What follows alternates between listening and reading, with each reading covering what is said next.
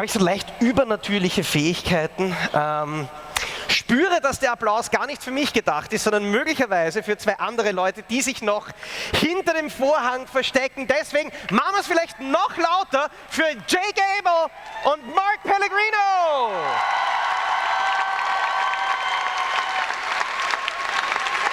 Yes.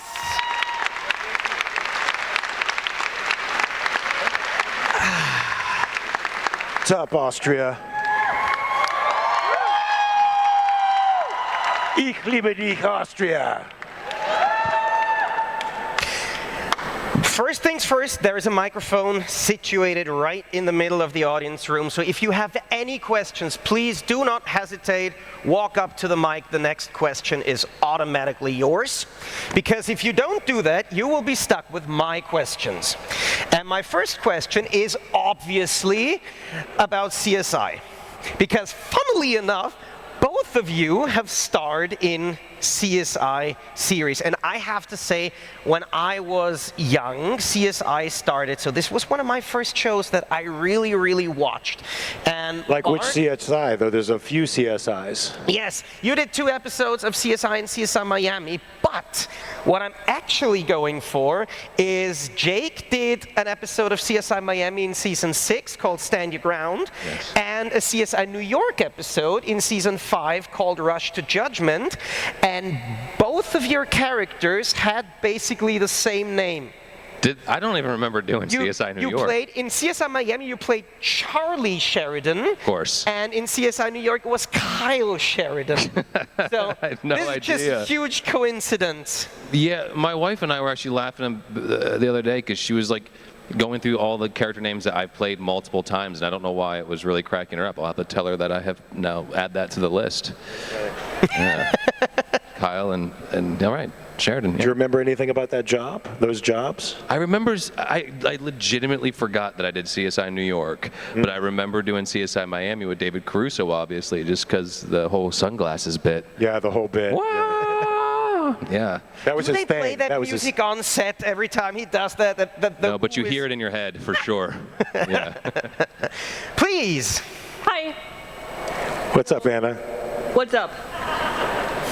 My question is for both of you. So, Jake, I know you were in a series called Threshold with Rob Benedict as a really Threshold, yeah. As a really young guy, and I was like, oh my god, I know that guy. And then for both of you, what was the a scene where you said, oh shit, I can't do that in Supernatural? A scene where we say, oh shit, I can't do that? Yeah.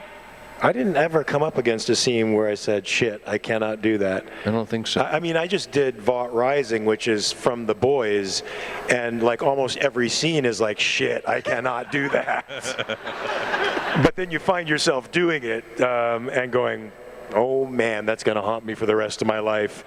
But I know you can't talk about Vought Rising because of an NDA. I do have an NDA, so I can't talk about, oh shit, I can't do that. Wait till you see it, and you'll be saying the same thing. Shit, why did he do that? Because it's The Boys. I mean, you have to. And if you think The Boys is crazy and like over the top, wait till you see Vought Rising. Oh man.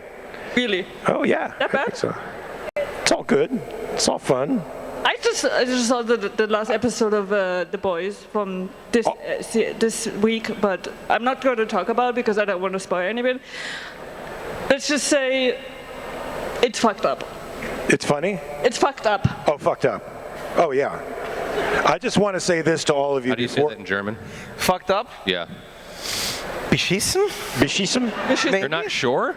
Do you have multiple ways of saying it, or you don't have beschissen? Beschissen. Beschissen. Beschissen. It's fucked. Sorry to all the German children in the audience. The direct translation aufgefickt habe ich tatsächlich noch nie gehört. I don't know what you said, but I can tell it was hilarious. I translated it directly and it just doesn't work. Like in German, we would have so many things. You know, a lighter would be a fire thing, Feuerzeug. Okay. An airplane would be a fly thing. A fly thing. Flugzeug. Flugzeug. Is Teug thing? A toy? Like Toig. Yeah, it's That's a plaything. Oh, okay. Somebody taught me some German. Can I say it to you here? Du bist verrückt. Now, they said that you're supposed to say that to everybody you go up and meet in the street. I'm supposed to go up to somebody and meet them and say, Du bist verrückt. Yes. Is that true? Yes. Oh, good. Okay, thank you. But you could. They're not going to punch me in the face? You're in Austria. Everyone here is a bit verrückt. Really? Someone taught, I don't know, it seems fake now. Someone taught me Flickety-Arschta. Is that Flickety-Arschta? Is that German, or is that Flickety-Arschfuck. Or is that maybe Gaelic? That might be Gaelic. That might be FU in Gaelic. I don't know.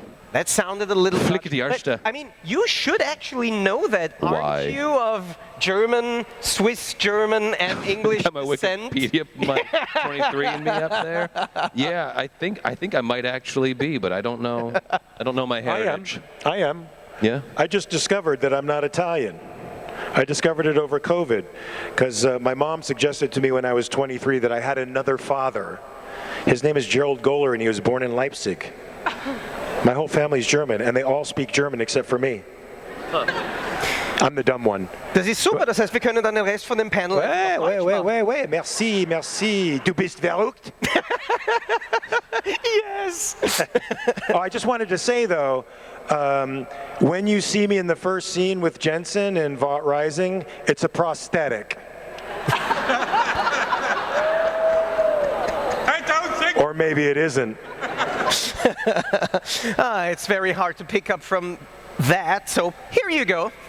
Yeah, so I was wondering, while working with Jensen and Jared, who do you think smells better? It depends on if Jared has farted or not. And that's quite often. I don't think. I wonder if Jensen farts. He doesn't strike me as a guy who does. He's too posh to fart. I don't think Jensen farts or goes to the bathroom. No. Someone else shits for him. Does it for him. Yeah. Yeah, I think so. Who do you think smells better? I don't know, I haven't met them yet, but I hope Who would you in guess? Düsseldorf. I guess Jensen. And you'll know in Dusseldorf. That's when you'll find out. Yeah, I hope so I can go. Okay. Is that in May or is that in... Yeah. That's this May. month? Yes. Okay. I'll see you there in October. Thank you. Thank you. I lost my sense of smell like about a year ago. Not sure why. It just went away? Went away. It might have been a post-COVID thing, Yeah. but it hasn't come back. Oh. Yeah. Do you still taste food? Sort of. I can taste yeah. the savory aspects, but not really define the savory. And, Oh, wow. and I can taste sweet, but not define the sweet. Oh, that's interesting. It sucks. At least you can't smell Jared's farts anymore. That's true. But then I could stand in his fart cloud inhaling ass. And that's very damaging, I think, to your health. Maybe that's why you lost your sense of smell. That's the story I tell, at least. What's up? Okay, hi. How often, since Supernatural, did you been recognized as Lucifer or Michael? And how often is this the reason for treating you different? Because you're the evil one. Who's the evil one? Maybe you. What? Did you see what he did to me? You know what Did you see what you did to some other? Well, they deserved it. You know, I hated that they cut out that little word that that little line that I improvised when you stabbed me. I said, "You're still a cuck." That's right. So you know, I call him a cuck, right? And he ends up killing me. And as I'm dying and sliding out of frame, I'm like, "You're still a cuck." And they cut that. I wish they left that in. But did everyone treat you different? Me? Both of you. Did anybody treat you different? Then what? Than normal people who don't act. Murder people? Yeah. Like out in like normal life, do we get treated different, or on set? No, in normal life, or on street, or someone recognize you. I will say, like, it's what's pretty amazing is there's really not a country that I've been to that I haven't got recognized for Supernatural. Yeah. It's a really global thing, and it's random times. I was in Italy a few years ago, just like walking through Florence, and was walking by a pizza shop, and the guy who like owns a pizza shop was like, "Hey, Supernatural, you want to come in and make pizza?" And I did. I went and like threw pies in his oven, and it was like, so it's this like calling card that I have friends everywhere we go. It's pretty amazing. Yeah, people generally like Lucifer. You know who I get Really? shit? Yeah, you know who I get shit for? Paul Bennett from Dexter. Okay. People walk up to me and say, "You were Paul Bennett on Dexter," and I said, "Yes." They say, "You were an asshole." And I'm like, "Du bist verrückt." Fucker. Yeah, so that's the only thing I get shit for. Everybody tends to like Lucifer because he's sort of a. Maybe they are afraid of you. Well, that may be true too, but that's not Lucifer's fault. I think I just have resting bitch face. Yes. Yes? Do you get that? I'll get that a lot. Or like I'll just be sort of like calm and quiet, and people will come up and be like, "Are you okay? Yeah, You look tired. I do get that. You look upset." Yeah. I'm like, "Oh, it's just my face. It's just my face. It's my face. Sorry." Thank you. Thanks. Hello. Hello. Hi. Was there any storyline you wish had gone differently in Supernatural? Sure. Do you have one? That I wish had gone different? Yeah. I'd like to have been in more episodes. That'd have been nice, not to have been gone for 10 years. It would have been nice if they changed the title from Supernatural to Lucifer, a.k.a. Mark Pellegrino. No. Yeah, I wish Lucifer had a redemption arc. So I wanted him and Jack to really become a thing. And for Jack to go off with him and, but not with Lucifer's schemes, but, as father and son. But, that was not to be. I think Eugenie was the only one who wanted Lucifer to have a redemption arc in the writer's room. Everybody else was like, no. But that was the storyline I would have liked to have had. Thank you. Thank you. You guys agree? Maybe in season 16. Hi, I have a question. What was your favorite scene in Supernatural to shoot? Killing Lucifer and being called a cuck. That was pretty cool. That was a good scene, actually, though, because it was all of us in the Men of Letters, and I think we had all had a scene together with. I mean, I hadn't been in a scene with everyone like that, and so that was a fun day. It was fun. It was a fun day. My favorite scenes, I think, are a few in season 5, because I really like that version of Lucifer, and I really like the face-off between me and Castiel, Misha Collins and I, when they reveal Lucifer, and I try to recruit him to my cause, and like a son of a bitch, he refuses. And I also like beating up Crowley.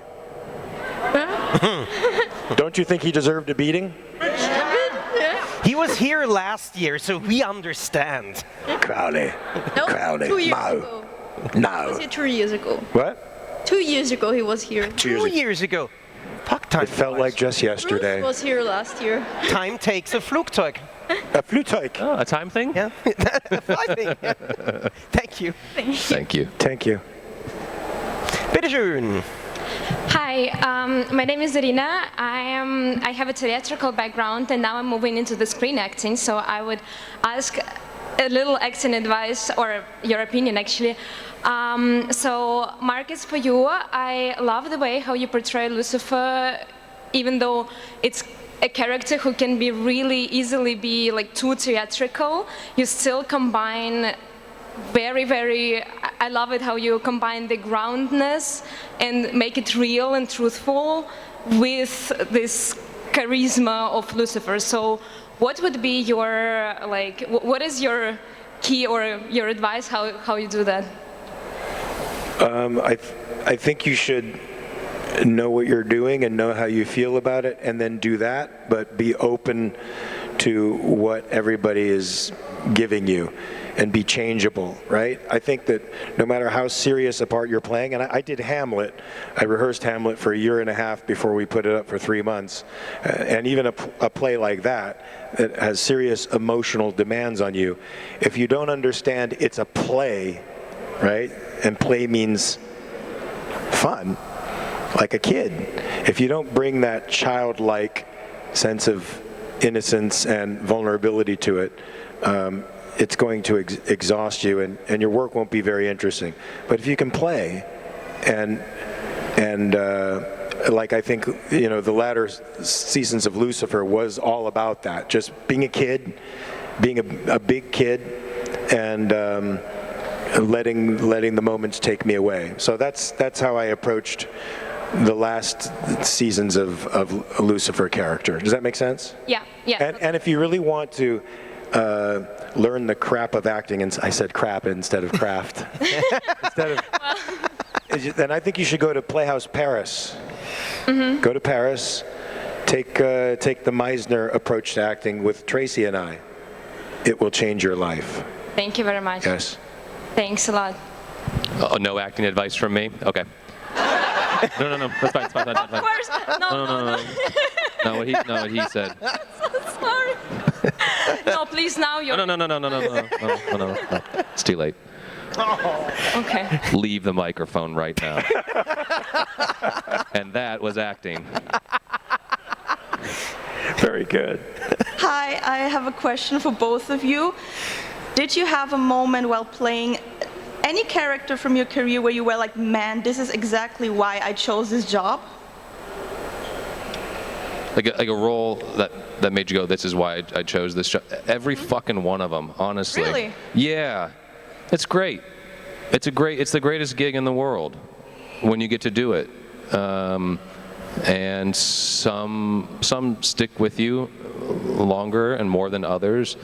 But like, I don't know about you, but like in 20 years, I've been pretty lucky that I've been on a few sets that haven't been as well run, but at the end of the day, I'm still really proud of working, usually with the crew, especially if it's like getting close to a crew and making something, even if it's not what you had hoped it would be. There's still fulfillment in there, and so I really don't take any job for granted, because it takes a lot of people to come together and to make this thing that nobody wants into something real, and then hopefully people do want it. There's no like logical reason for a film to exist except for someone had a dream and a bunch of people got behind it, and like that's such a powerful thing. Yeah, especially as I get older, I really value every job that I have, and understand that there's 100 other things I could be doing that are much harder, and I've been blessed enough to do well at this. And like you, I really enjoy working, but I don't know that I understand how impactful or necessary art is, because I think that's the term we can use here, even though it's like a commercial thing, it's still art. I don't understand how valuable it is until I see you guys and how impacted you are by it. And when people come up to me and tell me that Supernatural got them through a very traumatic period in their life, or a very difficult surgery, or some other physical recovery, a difficult time, or somehow I played a little part in bridging a hard time for somebody, so that they could still experience happiness and escape whatever pain they were experiencing in the moment, then I realize how incredibly important this stuff is. But I would say on its face, one of the most important jobs, even though I don't know that I did my best work in it, was 13 Reasons Why, because I felt like my best friend had committed suicide about 2 weeks before I auditioned for that. And I thought it was such an important message, even though it was about kids and bullying and all the trauma that kids are going through that they keep hidden from their parents. The idea that you feel shame over mental turmoil or over something that's going on in your life and don't communicate it with somebody, and that you should, was such an important message to me that I was very grateful to be a part of that from the very beginning. And I have a story to tell about that. Maybe if you come to my table, I'll talk about how Supernatural kept me from being a series regular on that show. We'll talk about that. I will come back to that. Yeah, man. Bitteschön. Hi, I'm Sabine. And in Supernatural, we all were very curious how Lucifer will beat up his enemies. And then we got the snap. Whose fucking insane idea was this? Whose was it? I don't know. It just appeared in a script. Might have been Andrew Dabb, who was, the executive producer at the time. But I love it because, I mean, just as I was thinking that season 5 Lucifer was the badass, and all the other seasons Lucifer was more like an imp and sort of the clown of the series, like what do they call it? The comic relief. He does something like a snap and annihilates like 12 angels in a single blow. It was great. So I love that iconic snap. So I think you could blame the writers because they're the ones who came up with it. Great idea. Yeah, it was. Thank you for that. Thank you. I would like to follow up on that question because I find this very, very interesting because we talked about Supernatural on the stage before, and we have come to hear that there was a lot of, serious pranking involved, especially when the cameras were off, and that it was a set run with a lot of humor. And also a lot of improvisation. Do you remember anything that you maybe ad-libbed that wasn't in the script that then ended up in the finished episodes? When I returned, I had thought of a couple lines I thought were important, and when Misha says, "Do you remember me?" and I say, "You called me ass butt and sent me to hell." I asked that to be put in because I knew the ass butt thing was so important, and that was accepted. And then I tried to add another line, and Richard Speight, who was directing the episode, was like, "I think you're only going to get one added line. Let's make it that one." And I was like, "Okay, deal." But I just thought that was important as a callback. Yeah, I mean, the set was always very easy to work on. The boys never pranked me though, so I have to say, every time somebody asks me if I was pranked, it opens up a wound. Wait, so you weren't pranked either? Never. You weren't pranked either? Neither was I. What the fuck? You know why? Know why? They respected us. That's what they say. Mm-hmm. They were afraid of us. Okay. I think so. They didn't hate us. No, they feared us. They respected us. I didn't get pranked either, and I'm always like, I got no fun stories. Jared farted on me once. Trapped me in a booth and farted. He farted on you? Well, he trapped me in a booth. I want to get farted on. And then said, "I am Farticus." Did he say that? Yeah. So that was my one. Get the fuck out of here! I am Farticus. Yeah. And that was like season 4, so he was really big and eating a lot of meat, so it was real gross. I am so stealing that line. I'm going to hold my wife down and fart on her and say, "I am Farticus." It's a good line. I'm sorry, that's too much information. But wait a minute. But there was no improvisation either. I mean, we did basically the lines. We just did them. I always try to bring an improvisational aspect to just even the words. But I did correct one phrase. They would say "thank God" or something like that. I would say "thank Dad" or "oh my dad" instead of "oh my God," because I just thought it made more sense since I had dad issues. I was obsessed with my father, and he was my dad. I might as well claim it there. And they let that go, and I think you see that in the show, right? I do say, "Oh, my dad." Yeah. Hello. I wanted to ask you, what was the most difficult scene you ever filmed? Any project where you thought, how do I gonna pull this off? I had to do a sex scene with Rona Mitra. Do you guys know Rona Mitra? No. Do you know Rona? No.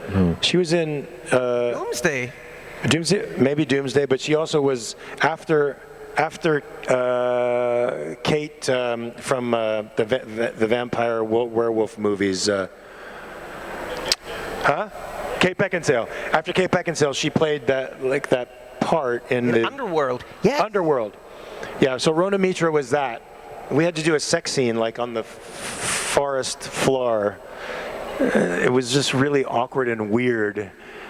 That's sort of the way those things can be because they're very mechanical, right? And they want the camera angles. It was for a movie called The Number 23 with Jim Carrey, and it was a flashback, so you only saw pieces of it, but it was still super weird. And I didn't know how they were going to pull off that it was a love scene, because it just didn't feel anything like that. And I've done love scenes before where, you know, you can get lost in the imaginary circumstances, but this was very, very awkward, strange. I had to kiss my co-star's real-life girlfriend in the same movie that. Oh, wait a minute. Yeah. Go ahead. Go ahead. Yeah, it was a film, The Host, and Max Irons, his real-life girlfriend, was playing a character in the end of the movie, and I had to, like, it's the last shot of the movie as us kissing, as it does this big pullback. Oh my God. He stayed in his trailer for it because he couldn't watch it. Oh my God. Because I kissed her good. I kissed her real good. And she's having doubts about you now, That's baby. why they ended the movie on it. They're like, we're not going to get any better than this. Well, check this out. You know, Jensen's wife played Jo. Yes. And I had to, like, you know, have a bit of a thing with her that was very sexual in nature, even though I'm stealing her grace. We did it like, you know, I'm taking bong loads, you know, smoking pot, you know, that's how I did the grace thing. But it's also very sensual. And so that made me uncomfortable, because there's Jensen right there off camera. If I just lifted my eyes, there he is staring through the window. No, he wasn't staring through the window. But you know that definitely feels uncomfortable when, you know, your friend and the star of the show's wife is your sort of love interest, or as close as Lucifer ever got to a love interest. So yeah, I forgot about that. Holy fuck. Yeah, but the fun thing is, to get a little sidetracked, I remember, I don't know which film this was about, but it happened multiple times, smaller indie films with a crew of like 20 people, and then the one day they shot the nude and the sex scenes, suddenly there were 500 workers on set, including picnic blankets and so on, and this changed over the course of the last few years. So, because I think that the more people who are there, the more awkward it has to get. And at the moment, Hollywood is working with all these intimacy coaches. Yeah, now we have intimacy coaches. Does that actually make it easier or more awkward in the long run? Well, I mean, I've never been disrespectful to a woman that I've had to do scenes like that with. I mean, in season 2 of American Rust, I have to be having full-on sex with this girl who is naked, basically. I'm fairly naked, and you know, it's very strange to do that. But I respected her entire, made sure she was covered and respected, because I'm not saying anything against the crew, but they tend to be rather insensitive about that stuff sometimes, and they forget that somebody's vulnerable and, you know, in front of a bunch of people, and that you have to be, you know, cognizant of that. I mean, the intimacy coordinator. I mean, I haven't worked with one yet, but you know, I hear actors and actresses have had positive experiences for themselves, and I think that, like, it's like you said, it's a vulnerable place to be, and I have friends who have been in situations that I couldn't believe what they went through, and they had no one there to speak up for them, and they didn't quite speak up for themselves, and so for that, I mean, I think that it's very, very helpful. Yeah, I mean, if anything, it makes because you know, they'll want to exploit as much as they can, they'll want to get away with as much as they can with you, and if you're a younger actor especially, you don't feel like you have the clout to, you know, say, I won't do that, because then you feel like you're jeopardizing your future. So to have a third party over there watching over your interests in the name of something quote unquote bigger than you, I think does make people feel a lot safer. Even if it feels a little over puritanical, like even on the set of Vought Rising, we had an intimacy coordinator who was there for things that I think, you know, just didn't require it, but that's... Do you have, when you do like wardrobe tests, have you noticed like the costumer being like, okay, I'll step out while you change? Yeah. Because, I mean, when you're an actor, you pretty much just get undressed in front of anybody, because especially when you're trying on wardrobe, there's nothing sexy about it. Like, you're just trying on clothes, and you get so used to just like doing that, but there's this like, this thing of like, should I? And I'm generally like, I got underwear on, because some actors don't wear underwear. Apparently. Some actors freeball it. Yeah, and that's what They go usually when commando. I want to talk to wardrobe about this, I'll be like, sometimes I'll ask that just because I don't want to see anyone's balls today, because some of them don't wear underwear. But Can you drop any names of anybody who goes commando? No. Just in NDA. case you see them at a convention, when they're sitting across from you at the table, you'll know that they're not wearing any underwear. I don't know. It's kind of an interesting thing to know about somebody. Clemens isn't wearing any underwear. No. Ask me how He I has know his jeans that. rolled up too, so sneak a peek. Thank you very much. Wow, Actually, how did we get there? Actually, I remember on the set of the very first movie I did, where I didn't know anything about acting, the wardrobe guy kept trying to touch my junk. Yeah. Well, why? Couldn't resist. Because he liked me. Couldn't resist it. Yeah. I guess. He just kept doing this. Dink, wonk. Yeah, I had How to old be were you? like, it was like 22. 23. With no explanation, he was just honking your wiener. Sometimes he'd make it look like an accident, like he accidentally brushed up against my ass Wow. or my junk. Wow. Yeah. So, and it would have been nice to have an intimacy Yeah. coordinator in there, because I wonder how many times that guy did that. Oh, The you young know actors all who the fucking time. were like, well, what are you doing, bro? Yeah, it was weird. Bitteschön. I would like to know, because sometimes your roles had a different actor. How involved were you when someone else was borrowing your role? So, I was I think I was the last person to play Michael, so I didn't listen to anybody, and I didn't watch anybody else's Michael, and I did my own thing. But were you the last person to play Lucifer as well, or did people play? so check this out. Okay. So I was just sitting at home peacefully, minding my own business, and I get a text from somebody who said, dude, you've been fired from Supernatural. I'm like, what? They're like, yeah. The fucking Entertainment Weekly just announced it. I'm like, fuck off. They're like, serious, go to social media and check it out. So I went, and it turns out at Comic-Con, they had announced a new Lucifer in Supernatural. Okay, and it was going to be Rick Springfield. And I'm like, what the fuck just happened? So I felt like I was just broken up with by my wife over text. So I went on the rampage. I started a Twitter campaign. Like, I'm going to fuck this dude up. I have nothing against Rick Springfield until after I saw him do Lucifer. Now I'm, totally anti-Rick Springfield. Anyway, so I was like, what the fuck? So this campaign is going on for a couple of days, where I think I've been broken up with by a job that I felt like was my family, and it would tell me if something like that happened. So it just so happens that I'm going into Ulrich Dawson to read for The Exorcist, which was a Fox show that went on for, I think, a couple seasons. And before I even read, they're like, come in. They brought me into the office, and they hadn't read any of the stuff that was going on in social media.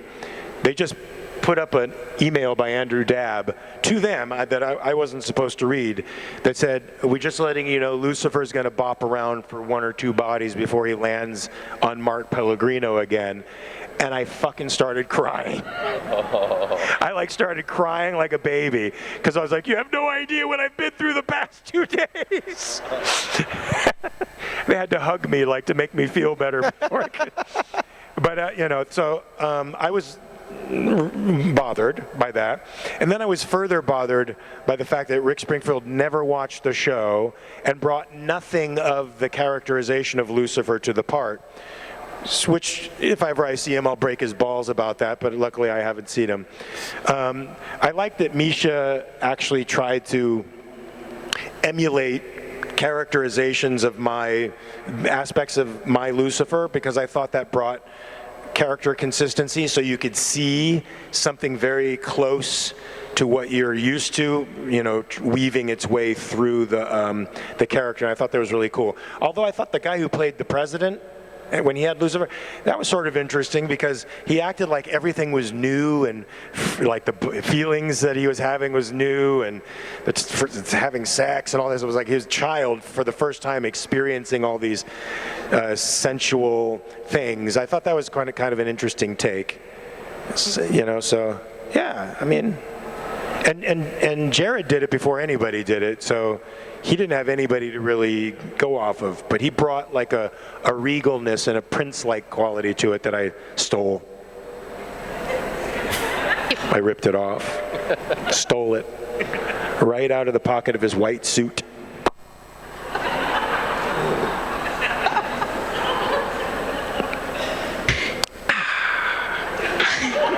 Hi, how are you? Hey, how are you? I'm good, thanks. Ich liebe dich. Ich liebe dich auch. That's better than the other one, huh? So, my first question is, if you wouldn't have got the role to play Lucifer and Adam, but could have chosen any other one, which one would you have picked? A role? Yeah. So I did one of those surveys online where it says, which supernatural character are you? Have you done that? Okay, so I'm like, this is a fucking easy one. Hello? I'm actually Dean. Which I really liked. I would have picked Sam or Dean. They were on the show for 15 seasons. Because they're there for 15 seasons. It's great money. That's just great, you know, great longevity right there. Yeah, that's career longevity. Yeah. Yeah, so I would be Dean, because what I like about Dean is he's the hard ass, he's driven, but deep down inside, there's this little boy in there that you just want to kiss. Don't you? Admit it, you do. Everybody's quiet. Du bist verrückt. Who do you think's a better kisser, Jared or Jensen? Go. Thank you. Who do you think, who do you think is a better kisser? Which Jared or Jensen? Both. Who do you think's a better kisser? One is both of better. them. That order. One is better than the other. I need to try it. Oh, well done. And here they are, Jared and Jensen. Oh, that would have been good. Wouldn't that be funny? That would have been great. So my second question is, if you wouldn't have become an actor, what would be your other dream job? Oh man, I don't have one. Nope, no backups. I teach, so I love teaching more than almost anything. So that's probably what I would do, is take young minds and totally corrupt them. Well, Jake, what was your childhood dream job? Was it always acting, or? I wanted to be a marine biologist, but I was afraid of sharks. I saw Jaws, dude. I saw Jaws, and it fucked me up forever. That'll do it. Yeah. That'll do it. I wanted to be a professional baseball player.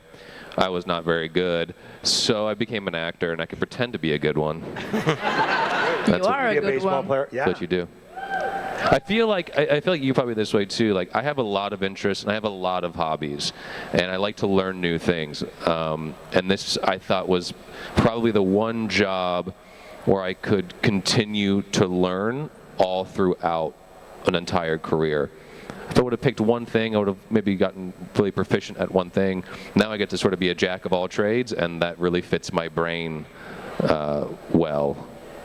I think that's a very good observation, because most people stop studying and learning after college or after high school. Whenever you stop your formal schooling, you stop learning, and you get the sense that once school's done, I'm not learning anymore. But acting forces you to constantly confront new information and to constantly learn about new things. So you're always learning. I think everybody should do that, by the way. Don't stop learning just because you're not in school anymore. Every day you learn something new. It's very good for your brain plasticity. It's good for you as a person. It opens up your world. It also slows time down. So as when you're a child, your days feel like they last forever because every bit of information is new to you. And as we get older, we learn to filter information. And so our days get quicker because we're filtering. But if we force ourselves to learn something new that's hard, it actually slows time down because we're concentrating. And so that's why it's good to. That's another great point too. Yeah, I've found that as you get older, you automatize everything. Yeah. Life becomes more automatic. Yeah. So it's incumbent upon you to to stave off that process by doing something different every day. Like if you drive to work a particular way, you're going to start automatizing that and not paying attention to the route. Drive different routes to work. You brush your teeth with your offhand. You know, do things slightly differently to keep your brain engaged in what you're doing all the time. Otherwise, there's a law of nature: use it or lose it. And sometimes, if you automatize something, you atrophy because you're just not as concentrated. Okay, I need to jump in at this moment. We have one more fan who would like to ask a question, and we have around 24 seconds left. So please make the most of it. Take all 24 seconds to ask the question. That would be hilarious. No stress, though, bro. No stress. Yeah. You're down 15 seconds. Okay, so... 10 seconds. I hope for a yes or no question. 5 seconds. 5 seconds. And time! Thank you, guys. I'm kidding. Okay, so Jensen, Jared, and Misha were previously on The Boys. And I would ask you, if you would be in The Boys, the series, which superpowers would you like to have? Oh, I answered this in another con. Oh. It's okay. Oh, I don't know. So I said that I would have superpowered testicles, and my name would be Wrecking Balls. Wrecking Balls. Oh, that's good. That's good. I'd just whip those fuckers out and just nail the whole audience with it. Or I just figured out another name. Another great name besides Wrecking Balls would be Teabag. You're like, oh, Wrecking Ball is copyrighted. We can't, you know. Yeah, if we can't, Wrecking Ball is copyrighted. Teabag. Teabag. Would you mind being teabagged? Do you guys know what teabagging is? It went over somebody went, whoa! Clearly a teabagger, I see. I don't know. I don't think I could top Wrecking Balls on the spot. I mean, Jesus, that's good. That's really good. I'm just picturing it. Sorry. It's good. Yeah, so guys, come to my table later on if you want me to teabag you. But if you want me to tell you what teabagging is because you don't know what it is, I'll be happy to inform you verbally of what it is. Go. Yeah, it doesn't taste like Earl Grey, but now we have around 24 hours to get the image of Mark Pellegrino as an R-rated Hannah Montana out of our heads. Thank you very much. Ladies and gentlemen, Mark Pellegrino, Jake Abel.